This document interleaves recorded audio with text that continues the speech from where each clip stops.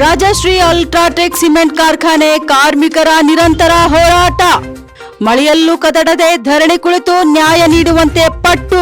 ಇನ್ನು ಕಾರ್ಮಿಕರಿಗೆ ಸೇವಾ ಭದ್ರತೆ ಶಿಫ್ಟ್ ಪದ್ಧತಿ ಜಾರಿ ಮಾಡುವಂತೆ ಒತ್ತಾಯ. ಕಲಬುರಗಿ ಜಿಲ್ಲೆಯ ಸೇಡಂ ತಾಲೂಕಿನ ಮಳಖೇಡ್ ಗ್ರಾಮದಲ್ಲಿರುವ ಕಾರ್ಖಾನೆ ಕಳೆದ 5 ದಿನಗಳಿಂದ ಕಾರ್ಮಿಕರ ನಿರಂತರ ಧರಣಿ ಹೋರಾಟ. ನಗರದ ಡಿಸಿ ಕಚೇರಿಯ ಎದುರು ಧರಣಿ ನಡೆಸಿ ಕಾರ್ಖಾನೆ ಹಾಗೂ ಜಿಲ್ಲಾಡಳಿತದ ವಿರುದ್ಧ ಆಕ್ರೋಶ.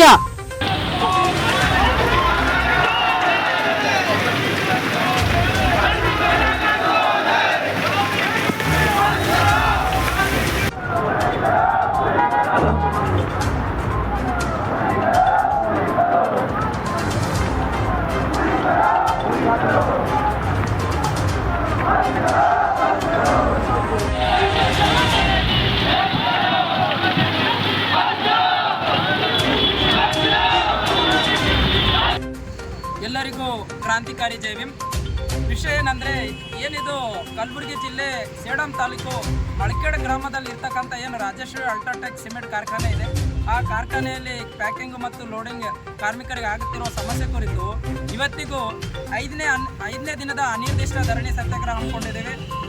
ನಿನ್ನೆ ತಾವೆಲ್ಲ ನೋಡಿರ್ತೀರ, ನಿನ್ನೆ ಇಷ್ಟೊಂದು ಧಾರಾಕಾರ ಮಳೆ ಇದ್ರೂ ಕೂಡ ನಾವು ಕಾರ್ಮಿಕರ ಜೊತೆ ನಿರಂತರವಾಗಿ ನಾವು ಹೋರಾಟ ಮಾಡ್ತಾ ಇದ್ದೀವಿ.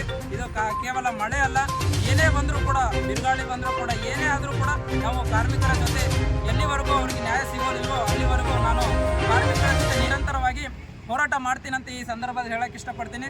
ದಯವಿಟ್ಟು ಯಾರೇ ಆಗಲಿ ಅಧಿಕಾರಿಗಳು ಆದಷ್ಟು ಬೇಗ ಈ ಕಾರ್ಮಿಕರ ಸಮಸ್ಯೆ ಬಂದು ಬಗೆಹರಿಸಬೇಕಂತ ತಮ್ಮಲ್ಲಿ ನಾನು ವಿನಂತಿ ಮಾಡ್ಕೊತಾ ಇದ್ದೀನಿ ಮಾಧ್ಯಮ ಮುಖಾಂತರ. Thank you so much. ಜೈ ಭೀಮ್.